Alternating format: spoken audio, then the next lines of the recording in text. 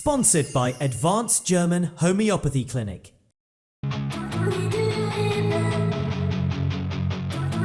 I'm Dr. Manoj Pujar. I am MD Homeopath, Classical Homeopath, Advanced German Homeopathy Clinic, Varicose Ulcer and Diabetic Wound Care Center.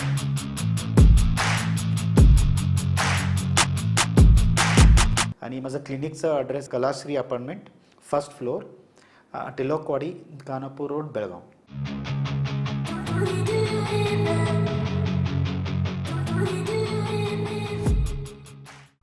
नमस्कार, मी अमित कोळेकर. तरुण भारतच्या news बुलेटिनमध्ये आपल्या सर्वांचं स्वागत. आता पाहूयात आजच्या ठळक बातम्या.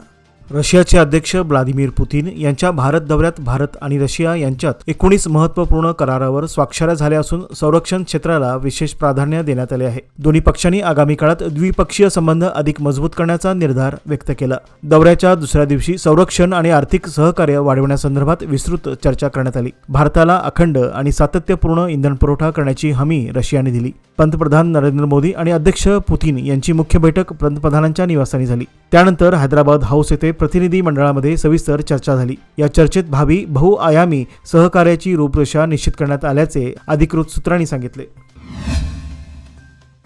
इचलकरंजी येथील 19 वर्षीय युवकाचा निपाण येथील अर्जुननगर हद्दीत खून झाल्याची धक्कादायक घटना शनिवारी 6 डिसेंबर रोजी सकाळी उघडकीस आली. सुहास सतीश थोरात, वय वर्ष 19, राहणार भोळेमाळ, इचलकरंजी असे मृत युवकाचे नाव आहे. शनिवारी सकाळी सुमारे 7च्या सुमारास निपाण येथील अर्जुननगर जवळील ओढ्यात एका युवकाचा मृतदेह तरंगताना दिसून आला. ही माहिती मिळताच पोलीस पाटील दिगंबर कांबळे यांनी मुरगुड पोलिसांना खबर दिली. त्यानंतर मुरगुड पोलीस ठाण्याचे उपनिरीक्षक संतोष करे, हवालदार बजरंग पाटील, अमर कुंभार आणि संतोष भदिंगरे यांनी घटनास्थळी धाव घेत पंचनामा केला. घटनेची माहिती क्षणात निपाणी पंचक्रोशीत पसरली आणि त्यामुळे घटनास्थळी मोठी गर्दी झाली होती. मृत युवक इचलकरंजीचा असल्याचे समोर आल्यानंतर पुढील तपासाची जबाबदारी इचलकरंजीतील शिवाजीनगर पोलिसांकडे सोपवण्यात आली. पोलिसांनी या प्रकरणी 3 संशयितांना ताब्यात घेऊन त्यांची चौकशी सुरू केली आहे. खुनाचे नेमके कारण अद्याप अस्पष्ट असून मुरगोड पोलीस आणि इचलकरंजी पोलीस संयुक्तपणे तपास करीत आहेत. निपाण येथील माने प्लॉट परिसरात शुक्रवारी मध्यरात्री 4 चोरट्यांनी बंद घराचे कुलूप तोडण्याचा प्रयत्न केला. त्याचवेळी गस्त घालत असलेल्या 2 पोलिसांनी शिटी वाजवत त्या गल्लीत प्रवेश केला. अचानक शिटीचा आवाज ऐकून चोरटे घाबरले आणि पळ काढण्याचा प्रयत्न केला. पोलिसांनी त्यांचा पाठलाग केला, मात्र चोरट्यांची संख्या 4 आणि पोलीस फक्त 2च असल्याने चोरट्यांनी पोलिसांच्या अंगावर धावून जाण्याचा प्रयत्न करत तेथून पलायन केले. काही वेळेतच अतिरिक्त पोलीसही घटनास्थळी दाखल झाले, मात्र चोरट्यांचा माग काढण्याचा प्रयत्न निष्फळ ठरला. घटनेचा संपूर्ण प्रकार घराबाहेर बसवलेल्या सीसीटीव्हीमध्ये स्पष्टपणे कैद झाला असून हे फुटेज सध्या सोशल मीडियावर वेगाने व्हायरल होत आहे. परिसरात भीतीचे वातावरण पसरले असून नागरिकांनी सतर्क राहण्याचे आवाहन करण्यात आले आहे. पोलीस बंदोबस्त वाढवण्याचीही नागरिकांकडून मागणी होत आहे. धारवाड जिल्ह्यातील अण्णेगिरीजवळ झालेल्या भीषण अपघातात पोलीस अधिकारी पंचाक्षरी सानीमठ यांचा दुर्दैवी मृत्यू झाला आहे. लग्न समारंभाहून परतत असताना त्यांच्या कारला अचानक आग लागली. काही क्षणातच आगीच्या ज्वाळांनी रौद्ररूप धारण केले, त्यामुळे संपूर्ण वाहन आगीच्या भक्ष्यस्थानी पडले. अपघाताच्या वेळी उपस्थित नागरिकांनी अधिकारी सालीमठ यांना वाचवण्याचा प्रयत्न केला, मात्र आगीच्या प्रचंड फैलावामुळे ते गाडीतच अडकले आणि जळून मृत्युमुखी पडले. स्थानिकांनी मदत करण्यासाठी जीवापाड प्रयत्न केला, परंतु तोपर्यंत आग पूर्णपणे अनियंत्रित झाली होती. घटनेची माहिती मिळताच पोलिसांनी घटनास्थळी धाव घेत पंचनामा करून तपास सुरू केला आहे. हा अपघात नेमका कशामुळे झाला याबाबत पोलिसांकडून विविध अंगांनी तपास सुरू असून सर्व शक्यतांचा बारकाईने विचार केला जात आहे. कारवार येथील मध्यवर्ती कारागृहात शनिवारी सकाळी तंबाखू व सिगरेट देण्यास नकार दिल्यामुळे 2 कैद्यांनी जेलर आणि इतर कर्मचाऱ्यावर हल्ला केल्याची गंभीर घटना घडली. या घटनेनंतर कारागृह परिसरात तणावाचे वातावरण निर्माण झाले होते. हल्ला करणाऱ्या आरोपी कैद्यांची नावे मोहम्मद अब्दुल फयान आणि कौशिक निहाल अशी आहेत. अधिकाऱ्यांनी दिलेल्या माहितीनुसार सकाळच्या न्याहारीवेळी दोघांनी तंबाखू व सिगरेटची मागणी केली, मात्र कारागृह नियमानुसार धूम्रपान आणि अंमली पदार्थावर बंदी असल्याने कारागृह कर्मचाऱ्यांनी त्यांची मागणी नाकारली. यामुळे संतप्त झालेल्या त्या दोघांनी जेलर कल्लाप्पा गस्ती आणि ड्युटीवरील 2 कर्मचाऱ्यावर अचानक हल्ला चढवला. हा संपूर्ण प्रकार कारागृहातील सीसीटीव्ही कॅमेऱ्यात स्पष्टपणे कैद झाला असून फुटेज सोशल मीडियावर व्हायरल होत आहे. घटनेनंतर कारागृह प्रशासनाने तातडीने कारवाई करत संबंधित कैद्याविरोधात शिस्तभंगाची व कायदेशीर कारवाई सुरू केली आहे. हुक्केरी येथील ग्रेड 2 तहसीलदारांनी वाल्मिकी समाजासह विविध मागासवर्गीय घटकावर अन्याय केल्याचा गंभीर आरोप आमदार रमेश जारकिहोळी यांनी केला आहे. राज्य सरकारने संबंधित अधिकाऱ्यावर तात्काळ योग्य ती कारवाई न केल्यास येत्या हिवाळी अधिवेशनात तीव्र आंदोलन छेडण्याचा इशाराही त्यांनी दिला. शनिवारी बेळगावमध्ये आयोजित पत्रकार परिषदेत बोलताना जारकिहोळी म्हणाले, वाल्मिकी, SC, ST तसेच इतर मागासवर्गीय समाजातील व्यक्तीविरुद्ध खोटी कागदपत्रे तयार करून अन्याय केला जात आहे. हा प्रकार अत्यंत गंभीर असून संबंधिताविरोधात कडक कारवाई करणे ही सरकारची जबाबदारी आहे. ते पुढे म्हणाले की न्याय मिळवण्यासाठी जनता न्यायालयात जाण्याचाही निर्णय घेण्यात आला आहे. विरोधी पक्षनेते R. अशोक यांच्या नेतृत्वाखाली हे आंदोलन राबवले जाणार असून समाजावर होत असलेल्या अन्यायाविरोधात विरोधी पक्ष ठाम भूमिका घेण्यास तयार आहे. आगामी हिवाळी अधिवेशनात हे प्रकरण मोठ्या आवाजात मांडले जाईल असेही त्यांनी यावेळी ठामपणे सांगितले.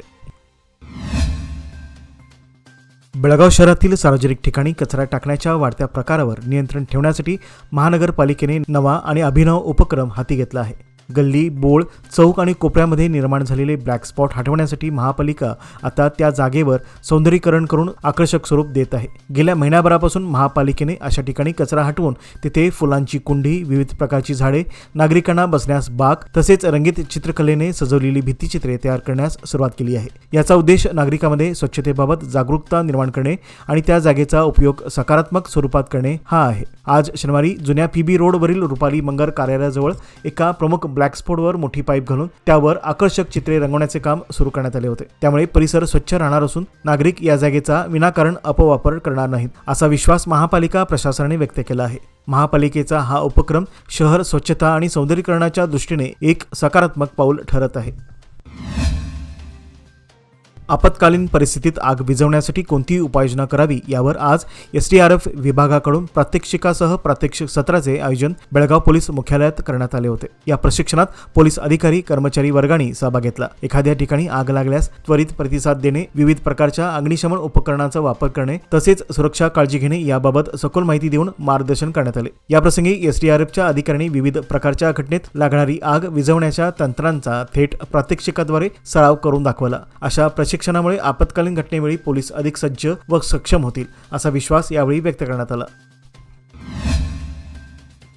गेली 50 वर्षे सामाजिक, आर्थिक आणि शैक्षणिक क्षेत्रात अतुलनीय कार्य करणाऱ्या जैन युवक मंडळ ट्रस्ट बेळगाव यांच्या श्री भगवान महावीर सिद्धायतन विद्यार्थी वसतिगृहाचे उद्घाटन आगामी बुधवार दिनांक 10 डिसेंबर 2025 रोजी होणार आहे. हे उद्घाटन पद्मविभूषण डॉक्टर D. वीरेंद्र हेगडे, धर्मस्थळाचे धर्माधिकारी व खासदार यांच्या हस्ते महावीरनगर, बंबर्गे, बुत्रामनहाटी येथे पार पडणार आहे. ट्रस्टच्या 21 एकर क्षेत्रात उभारलेले हे अत्याधुनिक वसतिगृह महावीर भवन हॉल, इंग्लिश मीडियम स्कूल आणि मुनी विहार या उपक्रमांना नवे बळ देणारे ठरणार आहे. बाल संस्कार शिबिरे, धार्मिक प्रवचने, शैक्षणिक उपक्रम आणि समाजोपयोगी कार्यक्रम यांच्या माध्यमातून ट्रस्टने आध्यात्मिक दृष्टिकोनातून युवक घडवले आहेत. याबाबतची माहिती ट्रस्टी सुधर्म मोडलगी यांनी आज शनिवारी पत्रकार परिषदेत दिली. समारंभात सर्व जैन समाज बांधवांनी सहभागी व्हावे असे आवाहन ट्रस्टच्या वतीने करण्यात आले आहे. या ऐतिहासिक कार्यक्रमासाठी विविध क्षेत्रातील मान्यवर उपस्थित राहणार असून राष्ट्रीय अल्पसंख्याक आयोगाचे उपाध्यक्ष धनंजय गुंडे, माजी आमदार संजय पाटील, माजी खासदार डॉक्टर प्रभाकर कोरे, राज्य काँग्रेसचे सरचिटणीस आणि NWKRTCचे उपाध्यक्ष सुनील हणमण्णवर तसेच उद्योगपती, शिक्षण तज्ज्ञ व महादात गोपाल जिनगौडा हे प्रमुख पाहुणे म्हणून उपस्थित राहणार आहेत. खासबाग येथील समाजी गल्लीतील रस्त्याची गेल्या काही वर्षापासून दुरवस्था झाली होती. मास्टर प्लॅन अंतर्गत एकदा या रस्त्याचा विकास करण्यात आला होता. मात्र त्यानंतर पाईपलाईन आणि ड्रेनेज लाईनसाठी खोदकाम केल्याने रस्ता पूर्णतः खराब झाला होता. दोन्ही बाजूंनी चर पडल्याने बाजूची मातीही खचली होती. त्यामुळे मागील पावसाळ्यात या रस्त्यावरून जाणारी अवजड वाहने त्यात अडकत होती. प्रसंगी रहिवाशासह वाहनधारकांना मोठ्या अडचणींचा सामना करावा लागत होता. स्थानिक नागरिकांनी वेळोवेळी सदर रस्त्याच्या डांबरीकरणाची मागणी प्रशासनाकडे केली होती. आता हिवाळी अधिवेशनाच्या पार्श्वभूमीवर प्रशासनाने रस्त्याच्या डांबरीकरणाचे काम युद्धपातळीवर हाती घेतले असून कामाला वेग मिळाल्याने परिसरातील नागरिकांनी समाधान व्यक्त केले आहे. योग्य वेळी रस्ता दुरुस्त होत असल्याने दैनंदिन वाहतुकीस सुलभता मिळेल अशी प्रतिक्रिया स्थानिकांनी दिली आहे.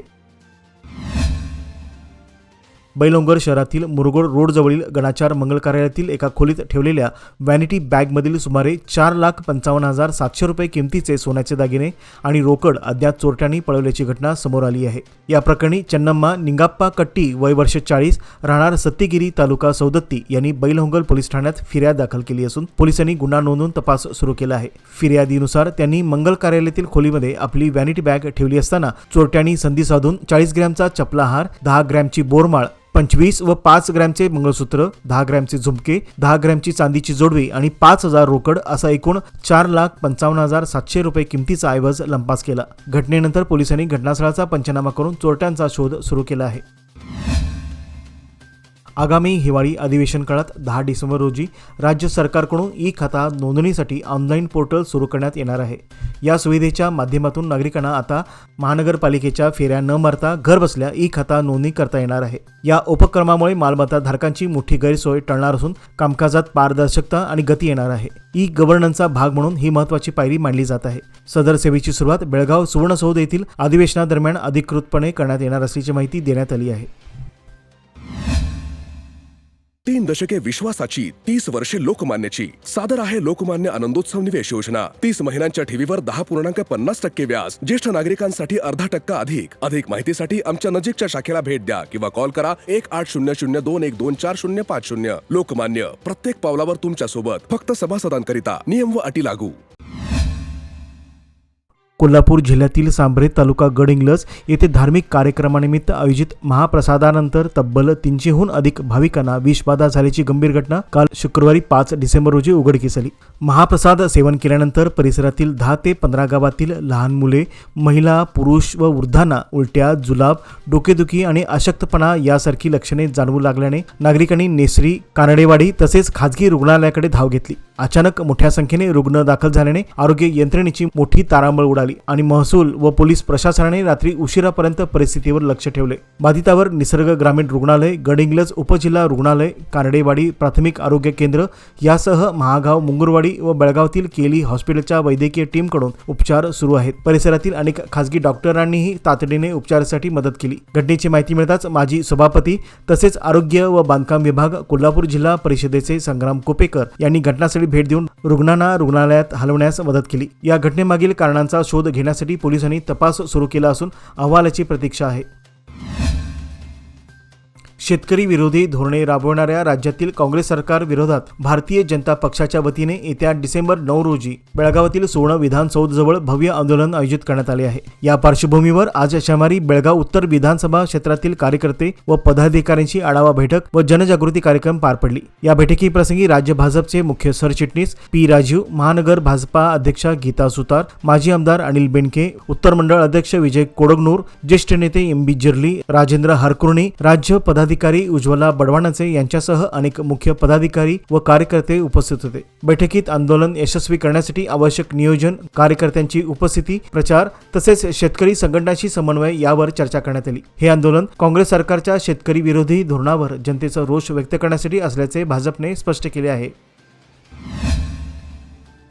बेळगाव महानगरपालिकेचे नवनियुक्त आयुक्त कार्तिक एम यांनी पदभार स्वीकारल्यानंतर शुक्रवारी महिला व बालकल्याण मंत्री लक्ष्मी हेब्बाळकर यांची सौजन्यपूर्ण भेट घेतली. गृहनिर्माण कार्यालयात झालेल्या या भेटीदरम्यान शहराच्या विकासाशी निगडीत विविध विषयावर सकारात्मक चर्चा झाली. मंत्री लक्ष्मी हेब्बाळकर यांनी कार्तिक एम यांचे स्वागत करत त्यांच्या पुढील यशस्वी कार्यकाळासाठी शुभेच्छा दिल्या. शहरातील स्वच्छता मोहीम, रस्ते आणि वाहतूक नियोजन, पाणी पुरवठा, कचरा व्यवस्थापन तसेच नागरी सुविधा व सुधारणा या महत्त्वाच्या मुद्द्यावर मार्गदर्शन करण्यात आले. आयुक्त कार्तिक एम यांनी पारदर्शक व सहकार्यपूर्ण प्रशासन देण्याचे आश्वासन देत शहराच्या सर्वांगीण विकासासाठी कटिबद्ध असल्याचे सांगितले. संविधान शिल्पी डॉक्टर बाबासाहेब आंबेडकर यांच्या 69व्या महापरिनिर्वाण दिनानिमित्त बेंगळूर येथील विधानसौध परिसरातील त्यांच्या पुतळ्याला पुष्प अर्पण करून अभिवादन करण्यात आले. यावेळी अनेक मान्यवर उपस्थित होते. या प्रसंगी बोलताना मुख्यमंत्री सिद्धरामय्या यांनी सांगितले की बाबासाहेब हे फक्त दलितांचेच नव्हे तर सर्व शोषित व वंचित समाजासाठी आवाज उठवणारे थोर नेते होते. सामाजिक न्यायासाठी त्यांनी दिलेला लढा आजही प्रेरणादायी आहे. भारतीय राज्यघटनेची निर्मिती करताना त्यांनी जगातील अनेक देशांचे संविधान अभ्यासून भारतासाठी सर्वोत्तम संविधान दिले. हे संविधान प्रत्येक नागरिकाला हक्क आणि जबाबदाऱ्या दोन्ही प्रदान करते. शाळा आणि महाविद्यालयामध्ये संविधानाची उद्दिष्टे विद्यार्थ्यांना समजावून सांगण्यासाठी संविधान वाचन सुरू करण्यात आले आहे, असेही यावेळी सांगण्यात आले. कार्यक्रमात उपस्थित मान्यवरांनी डॉक्टर बाबासाहेब आंबेडकर यांचे विचार नव्या पिढीपर्यंत पोहोचवण्याचे आवाहन केले. यावेळी उपमुख्यमंत्री डी.के. शिवकुमार, राष्ट्रीय काँग्रेस अध्यक्ष मल्लिकार्जुन खरगे यासह इतर मान्यवर उपस्थित होते.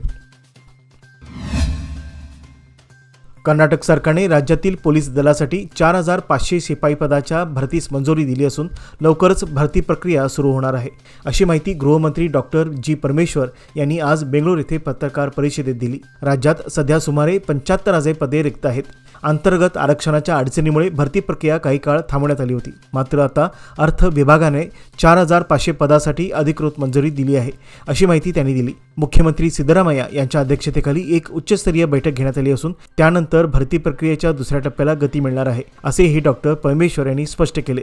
या निर्णयामुळे स्पर्धा परीक्षेची तयारी करणाऱ्या हजारो बेरोजगार तरुणांना दिलासा मिळाला असून ही भरती त्यांच्या करिअरसाठी एक मोठी संधी ठरणार आहे.